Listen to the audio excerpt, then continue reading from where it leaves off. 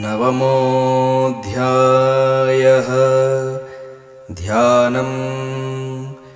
बन्धूककाञ्चननिभं रुचिराक्षमालां पाशाङ्कुशौ च वरदां निजबाहुदण्डैः बिभ्राणमिन्दुशकलाभरणं त्रिनेत्रमर्धाम्बिकेशमनिशं वपुराश्रयामि। ॐ राजोवाच विचित्रमिदमाख्यातं भगवन् भवता मम देव्याश्चरितमाहात्म्यं रक्तबीजवधाश्रितं भूयश्चेच्छाम्यहं शत्रुं रक्तबीजे निपातिते चकार शुम्भो यत्कर्म निशुम्भश्चातिकोपनः। ऋषिरुवाच चकारकोपमतुलं रक्तबीजे निपातिते शुम्भासुरो निशुम्भश्च हतेष्वन्येषु चाहवे हन्यमानं महासैन्यं विलोक्यामर्षमुद्वहन् अभ्यधावन्निशुम्भोऽथ मुख्यया सुरसेनया तस्याग्रतस्तथा पृष्ठे पार्श्वयोश्च महासुराः सन्दष्टौष्ठपुटाः क्रुद्धाः हन्तुं देवीमुपाययुः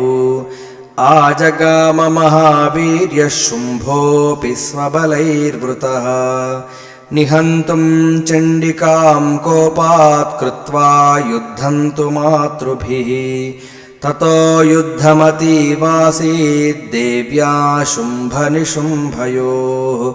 शरवर्षमतीवोग्रं मेघयोरिव वर्षतोः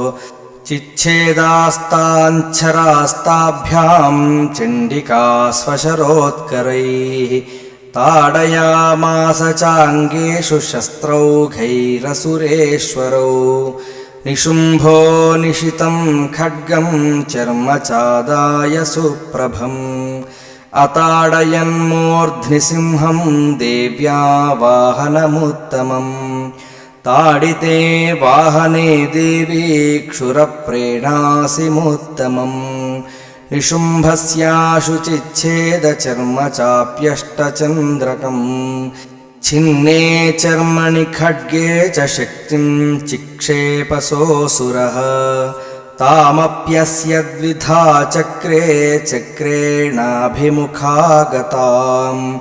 कोपाध्मातो निशुम्भोऽथ शूलं जग्राहदानवः आयातं मुष्टिपातेन देवी तच्चाप्यचूर्णयत् आविद्याथ गदां सोऽपि चिक्षेप चण्डिकां प्रति सापि देव्या त्रिशूलेन भिन्ना भस्मत्वमागता ततः परशुहस्तं तमायान्तं दैत्यपुङ्गवम् आहत्य देवी बाणौघैरपातयत भूतले तस्मिन्निपतिते भूमौ निशुम्भे भीमविक्रमे भ्रातर्यतीव संक्रुद्धः प्रययौ हन्तुमम्बिकाम् सरथस्तस्तथात्युच्चैर्गृहीत परमायुधैः भुजैरष्टाभिरतुलैर्व्याप्याशेषं बभौ नभः तमायान्तं समालोक्य देवी शङ्खमवादयत् ज्याशब्दं चापि धनुषश्चकारातीव दुस्सहम् पूरयामास ककुभो निजघण्टास्वनेन च समस्तदैत्यसैन्यानां तेजोवधविधायिना ततः सिंहो महानादैस्त्याजिते भमहामदैः पूरयामास गगनं गान् तथैव दिशो दश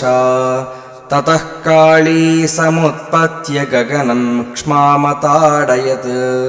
कराभ्यां तन्निनादेन प्राक्स्वनास्ते तिरोहिताः अट्टाट्टहासमशिवं शिवदूती चकारः तैः शब्दैरसुरास्त्रेषु शुम्भः कोपं परं ययौ दुरात्मंस्तिष्ठतिष्ठेति व्याजहाराम्बिका यदा तदा जयेत्यभिहितं देवैराकाशसंस्थितैः शुम्भेनागत्य या शक्तिर्मुक्ता ज्वालातिभीषणा आयान्ति वह्निकूटाभासा निरस्ता महोल्कया सिंहनादेन शुम्भस्य व्याप्तं लोकत्रयान्तरम् निर्घातनिस्वनो घोरो जितवानवनीपते शुम्भमुक्ताञ्चरान् देवी शुम्भस्तत्प्रहिताञ्चरान् चिच्छेदश्वशुरैरुग्रैः शतशोधसहस्रशः ततः सा चण्डिका क्रुद्धा शूलेनाभिजघानतम् स तदाभिहतो भूमौ मूर्छितो निपपातः ततो निशुम्भः सम्प्राप्य चेतनामात्तकार्मुकः आजघानशरैर्देवीं काळीं केसरिणं तथा पुनश्च कृत्वा बाहूनामयुतं दनुजेश्वरः चक्रायुधेन दितिजश्चादयामास चण्डिकाम् ततो भगवती क्रुद्धा दुर्गा दुर्गार्तिनाशिनी चिच्छेदतानि चक्राणि स्वशरैः सायकांश्च तान् ततो निशुम्भो वेगेन गदामादाय चण्डिकाम् अभ्यधावत वै हन्तुं दैत्यसेनासमावृतः तस्यापतत एवाशु गदां चिच्छेदचण्डिका खड्गेन शितधारेण स च शूलं समाददे शूलहस्तं समायान्तं निशुम्भममरार्दनम् हृदि विव्याधशूलेन वेगाविद्धेन चण्डिका भिन्नस्य तस्य शूलेन हृदयान्निःसृतोपरः महाबलो महावीर्यस्तिष्ठेति पुरुषो वदन् तस्य निष्क्रामतो देवी प्रहास्य स्वनवत्ततः शिरच्चिच्छेदखड्गेन ततो सावपतद्भुवि ततः सिंहश्च खादोग्रं दंष्ट्राक्षुण्णशिरोधरान्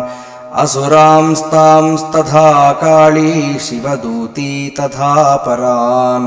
कौमारी शक्तिनिर्भिन्नाः केचिन्नेषुर्महासुराः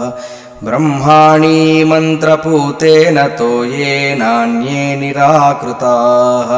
माहेश्वरी त्रिशूलेन भिन्नाः पेतुस्तथा परे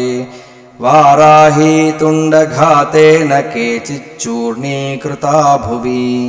खण्डं खण्डं च चक्रेण वैष्णव्यादानवाः कृताः वज्रेण चैन्द्रीहस्ताग्रविमुक्तेन तथा परे केचिद्विनेषुरसुराः केचिन्नष्टा महाहवात् भक्षिताश्चापरे काली शिवदूती मृगाधिपैः।